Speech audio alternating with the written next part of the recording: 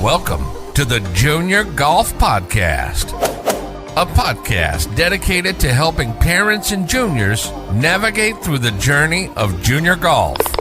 From fitness to mental coaching, we cover it all on this podcast. Here's your host, Ro Thompson.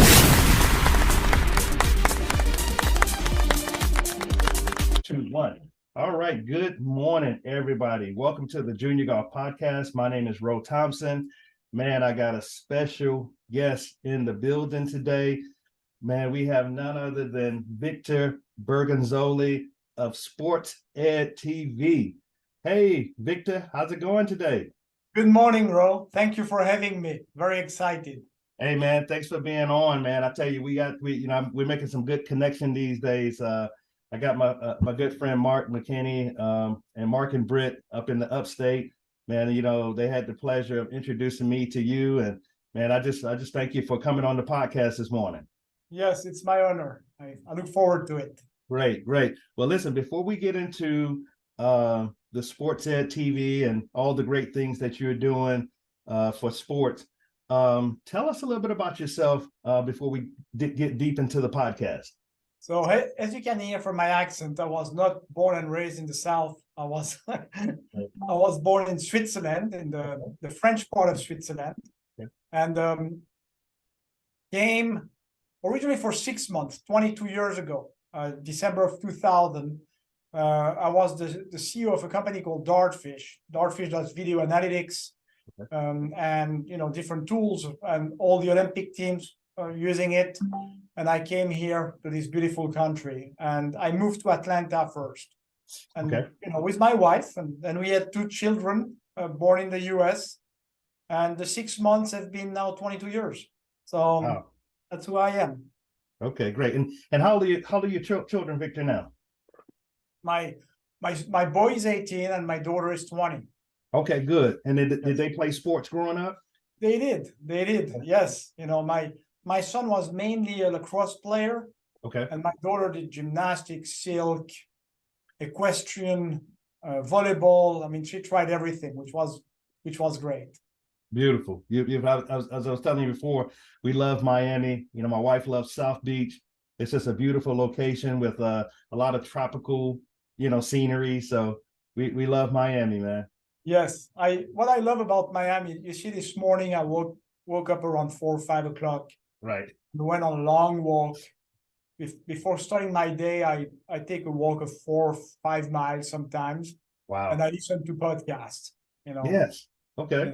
Like Neil. I love Neil deGrasse Tyson. I'm sure you know of him. He's an astrophysicist, and he's always, extremely good with his podcast. So that's what I listen to. But I love the TED Talks as well. Okay, I have to definitely check out that podcast. Yeah.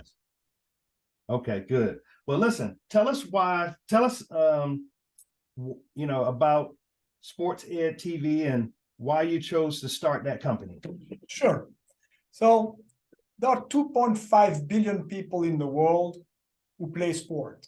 Wow. And all of them don't want to become world champions. It's be people my age, start pickleball, or you have parents of very young athletes.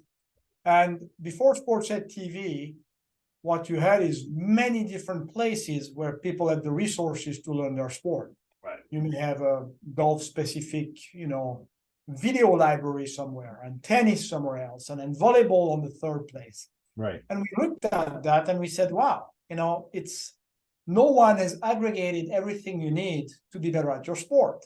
Mm-hmm. So what we did is we decided to create a platform called sportsedtv.com, where we have content, videos, and blogs, where we have a community, so you can join. You become a member. It's free. Okay. And you become a member of the community. You can find people who love your sports, do the same sports, have the same aspiration.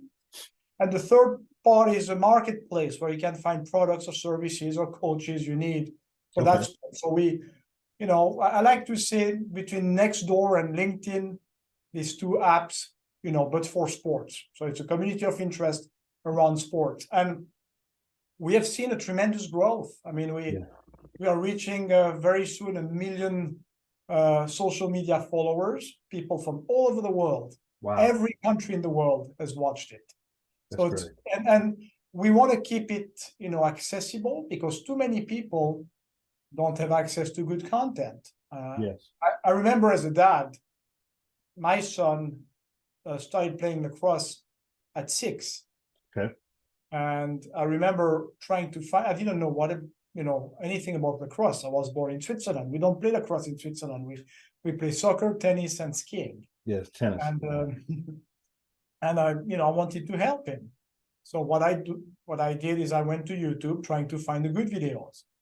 And I found a video with millions of views. I'm like, that's good. I'm going to be able to help him as a good dad in the backyard. Send that to his coach. And his coach says, no, Victor, this is horrible. I'm like, coach, there are 2 million views on this video. He's like, doesn't matter. It's horrible.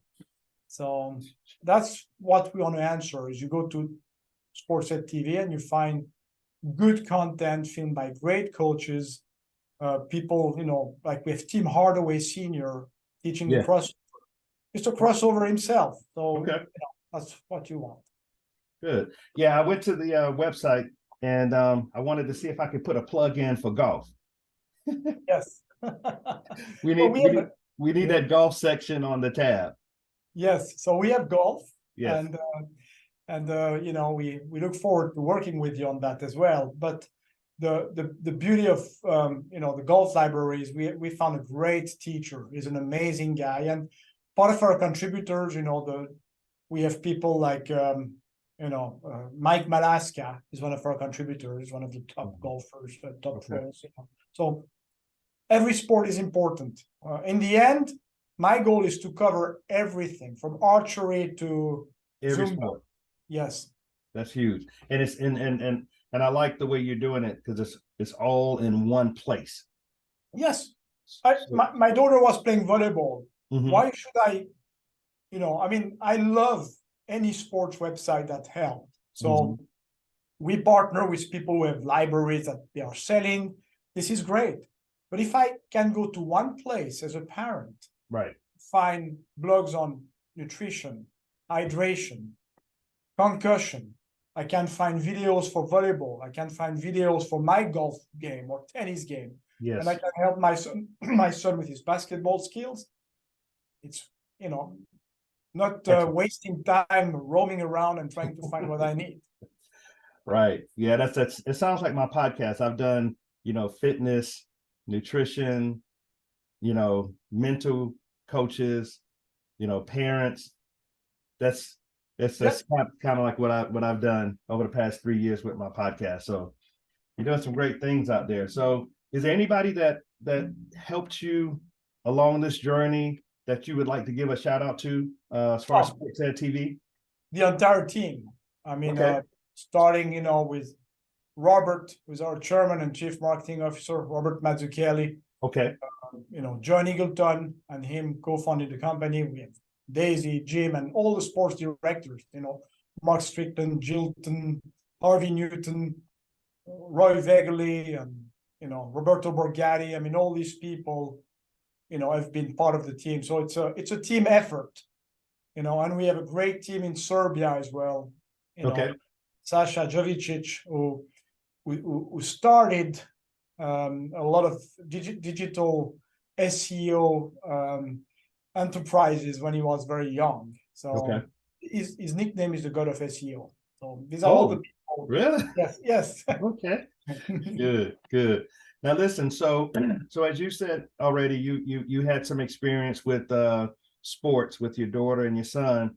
What was your experience personally as a parent growing up as a with your children being in sports? What was your journey like?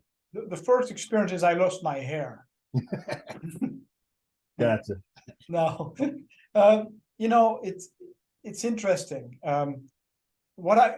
Coming from a different culture, you realize that sports is a lot of things in the US. Growing up, I was a competitive weightlifter. Oh. Believe it or not, I was in the top 10 in Switzerland at the age of 16. But when I went to high school, I had to make a choice. Can I continue at a very high level back then? or do I go to my high school? And I chose high school. To high school. And what I like about the US is we put a lot of emphasis about sports, and yet we have one of the highest obesity rate in the world, which is, amazing. Yeah. Anyway, I was always very supportive of doing sports, and I let them, one of the key advices I always told people, let them choose what they want to do. Right. Because too often people are like, imagine if I pushed my son, do Olympic weightlifting. I was an Olympic weightlifter. Yes. My boy at 6 knew what he wanted to do. He said, Dad, I want to play lacrosse. Mm. Like, why? Why don't you do soccer? Right? It's something I know I can help you with. Right. Like, no, I want to do lacrosse. I'm like, okay, let's do lacrosse. But I always encourage them to do multi-sport. So Right. the best time ever is when you can go and watch your kids play their sports and having fun, because you realize these years go very fast. Then they are 18, 20, you don't see them anymore as much. And it's very precious. And it goes, from 6, you have 6 to high school. That's really the time, and it goes extremely fast, as you know. Yes. Yes. That's something that you have in common, and that's what I love. Yeah, I have so my 10th grader, he's 16. He plays, competitive golf. And so my wife and I, we're like, okay, in 2.5 years, he's going to be off to college playing golf, and that's going to be it. So we're just going to try to enjoy the next 2.5 years, Yep. And it changes, it builds characters for life. Yes. There are studies showing that if you're involved in sports growing up, you have to be more successful in life than if you are not. This is proven, it's very interesting. So that was, my main experience. I enjoyed every single minute of it. With my daughter and my son. I was very often, because of my dartfish training and position, I was the video man for the team. So I would film every single game. So I was far, with a video camera, which my son appreciated, because I was not one of these crazy parents screaming and yelling. That's very important. Hey, we're gonna get to that in a second. Okay. And but I would film everything, and then I would tag the game with all the goals and all the key actions, and upload them to Dartfish TV and share it with the team. So everybody loved us. Yes. So you bring up my next question. So what advice would you have for these crazy parents that are like throwing temper tantrums? We've seen it on at sporting events where parents just absolutely lose their mind, and sometimes it can go off the deep end. And I don't want to bring up all the negativity, but what advice would you have for parents to really enjoy the journey while their kids are playing junior sports? The best advice I can give them is, it's go for the love of the sports, and the journey is the success. It's not the win or loss. And if a win comes with an embarrassment for the kid, because they don't understand how they hurt the kids, with bullying going around, if you're a crazy parent, and on top of that, it goes on the web these days, right? People film, and you go on TikTok, you go on YouTube, and that's even worse, because it's not just one event that happened once, it's evergreen. And you become the person that is on TikTok that everybody's making fun of. So that's even worse. It's damaging. If you damage yourself, that's one thing. But for your kids, enjoy the journey. That's the most important thing. Well, so what we did with our team, and that was very nice, is we had 1 or 2 parents with a big T-shirt saying like the parents' guardian, and they would police. Always telling, before every game, saying, guys, we are here for the fun. We don't, the refs are young kids sometimes. So let them do their job. And they would just stop. If anybody started yelling, they would stop. Wow. So the only yelling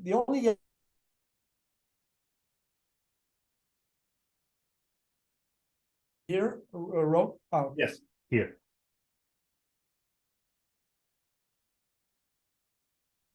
hello? Sorry. Yes. Here. That's okay. Sorry, you froze for a second. Yeah, that's okay. The only thing I would do is when I was filming, when my boy scored a goal, I would just yell, "That's my boy." That's all and he loved it. He knew Yes. because every time he scored, he would just, look at me and I would just scream. That's the only thing I would do. Yeah. But the rest is don't intervene. You are not the coach and you are not the ref. Now that's the truth. That's Yeah. the truth. Yeah.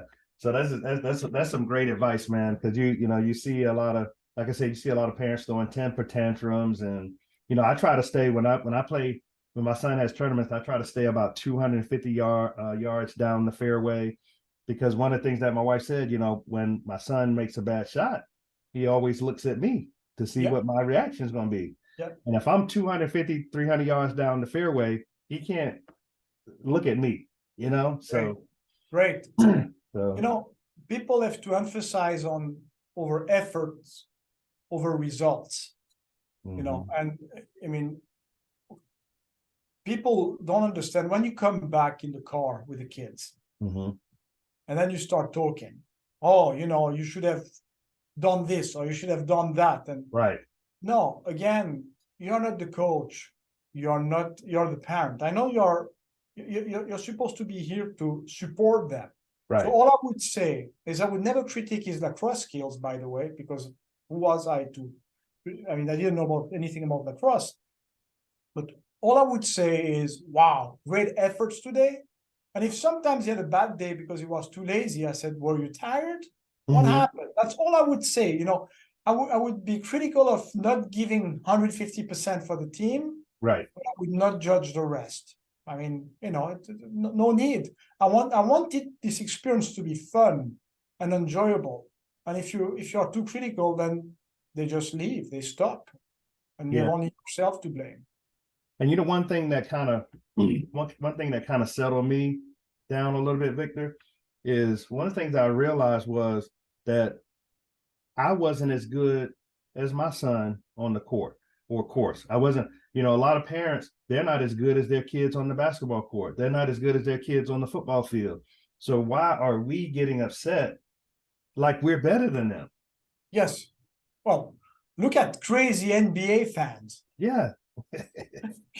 I Right. keep telling people, listen, guys, there are only 4,300 people who have ever played in the NBA in 75 years. Yeah. Wow. Do you think they need your advice? No. So it's like, oh, you're bad. I played badly, and they're. It's like, guys, and so it's even worse when you do it to a child, because you're their hero. They listen to you. They want to please you, and just reward the effort. That's what I'm saying, and don't get too much into, technical, because we know that the worst coaches can usually be parents. Now, there are some exceptions, Mm-hmm. Williams and the Williams sisters with Yeah. Richard. That's a different story. Right. But otherwise, just enjoy the journey. There you go.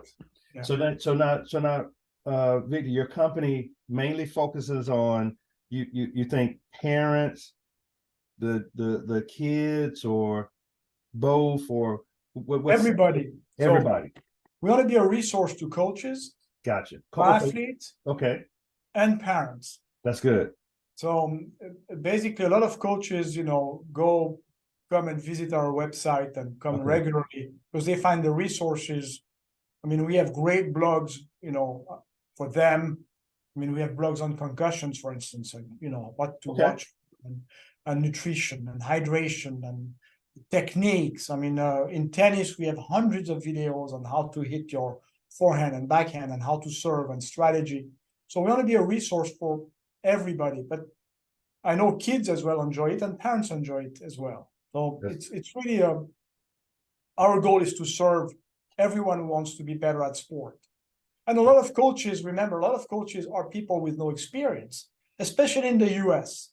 We Right. have around 7 million youth coaches. Mm. So we just signed a deal with the YMCA. Okay. They are using our video library in their lesson plans Oh, for wow. sports.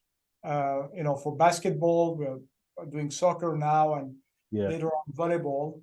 And they realize that our videos are really appropriate for these age groups and for the level of the coaches here. That's good. It's really good. So what's next? What's next for Sports Ed TV? So the next phase for us is to go deeper with more content in the sports we have today, Okay. and a large number of sports. So we just signed 3 former world champions in boxing. Okay. We are going to a boxing library. So we are increasing the number of sports. We want to go into padel this year and maybe swimming as well. So we always try to find partners who have an interest in the audience we serve. Okay. That's a growth on the number of sports we are going to cover, and we want to increase what we do on the community side as well. Okay. So really having all the tools that people need when they visit the community on Sportsnet TV and ask questions and have answers to their questions. We have potentially a few AI projects as well. Okay. We'll see. And that's going to be interesting. But again, with the purpose of helping people who want to be better at their sport. That's good. And increasing the marketplace. People who have a service and a book and products to sell, and they want to approach and reach out to our community. Okay. That's what we are developing as well. Good. Yeah, I heard the AI is the new wave that's coming. It's a new shiny object. We have to be careful with shiny objects because right. You had the esports that was a shiny object. You had the virtual reality.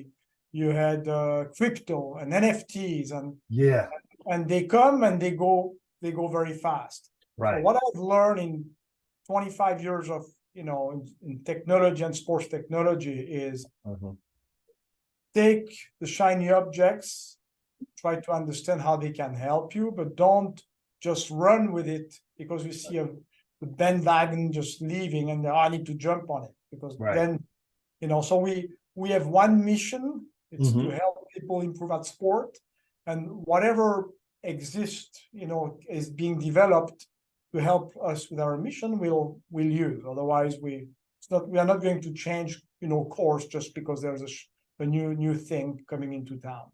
Right. And Victor, if you think about it, it's a double-edged sword. It's almost like when you had Blockbuster and Netflix. Blockbuster, it was rental, and then Netflix came out with the streaming and everything's streaming now, so yes, little double-edged sword, but again, you have to be careful, but don't be afraid to hit it, touch in that market, so to speak. Exactly. Yeah. But you need to improve, you need content. So we know that the content is very important, and that's what we do first. Right. We do great videos. When you look at the quality of our videos, they could go on ESPN tomorrow, to the point that we have the co-founding producer of ESPN working with us. He works with us. He's our editor-in-chief. That's nice. Peter Fox. And Peter co-founded ESPN as the producer, co-founded ESPN. And when he saw what we are doing, he said, "You guys are the ESPN of sports education." So that was nice, coming from him, like, wow. Yeah. And so content is very important. The community aspect is very important. And all the tools you can incorporate to help the community are key. I see AI, if I'm just to touch on AI, as a great tool to help you take better decisions. To find good content. Right. Imagine an AI, you go on Sportsnet TV and it's asking you a question about nutrition. So you are asking a question about nutrition. Right. The module will look at whatever we have. We have 1,500 blogs now, and a lot of with nutrition and hydration, and looking at research and answering a specific question based on the knowledge of our experts. That would be very useful. Right. These are type of products and services we can offer using the latest shiny objects. So I'm always very open to technology, but you have to be careful not to make technology, the number one purpose. Technology is here to help you serve, your mission. There you go. So Victor, this has been really great, very informative. So how can our listeners reach you, find you on social media, website, all the different platforms? Sure. So depending on your sport, we have for all the sports where we have a library, we have a social media presence. Okay. So we have Sportshead TV Golf, so it's Sportshead TV _golf, and it's on Instagram, on TikTok, on Facebook, and same for the other sports, basketball, soccer, volleyball. Okay.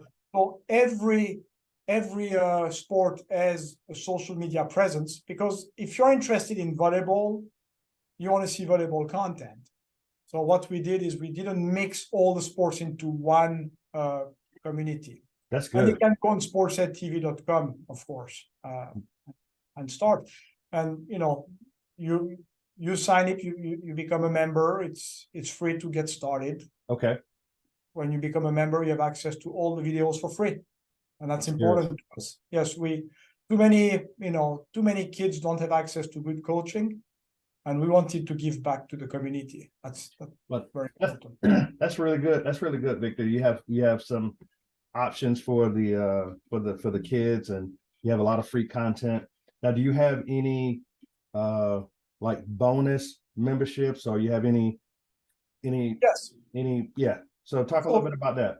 Sure. So if you spend $1 a month or $12 a year in the US, if you're outside of the US, in some countries it even goes lower. Okay. You have access to additional tools where you can create your playlist, you can create groups, private groups where you can chat and communicate with some athletes or parents.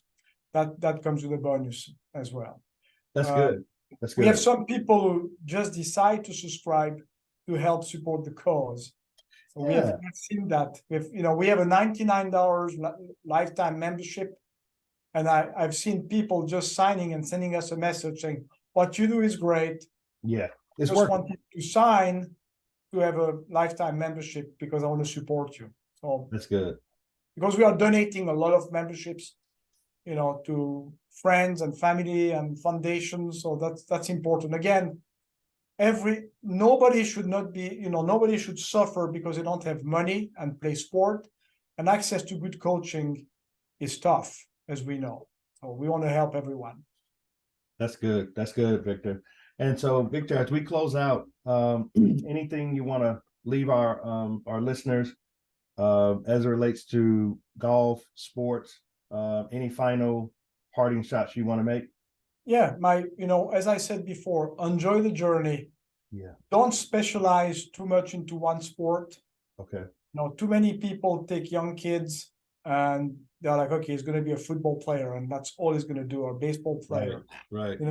Be like Bo, right? Yeah, Bo Jackson. Yeah. Bo Jackson. Yeah. And basically, as a kid, you look at Norway, for instance. In Norway, they don't even have super leagues like the special teams and select teams before the age of 12 or 13. It's illegal in Norway. They want, and you look at the number of medals they do at the Olympics. Yeah, for their number of people is just amazing. Okay. So let kids choose, let them have fun, and do several sports. Don't specialize too much. Good. And that's my main advice to parents. That's good. Well, thank you, Victor, for being on the Junior Golf podcast, man. We appreciate you being on. Hopefully we can get you back on in the future as this artificial intelligence, and as y'all expand your library, hopefully we can get you back on soon. Okay. Thank you, Ro. It's a real pleasure. Thank you. Thank you. Thank you for listening to the Junior Golf Podcast.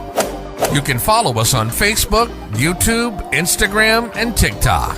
We hope you enjoyed this new episode, and if you did, please leave us a review on Apple Podcasts and Spotify. Please share this episode with others who may be interested in this topic. Also, feel free to let us know what topics you'd like to see covered in future episodes. Get in touch in the comments or on any of our social media networks. See you next week for a new episode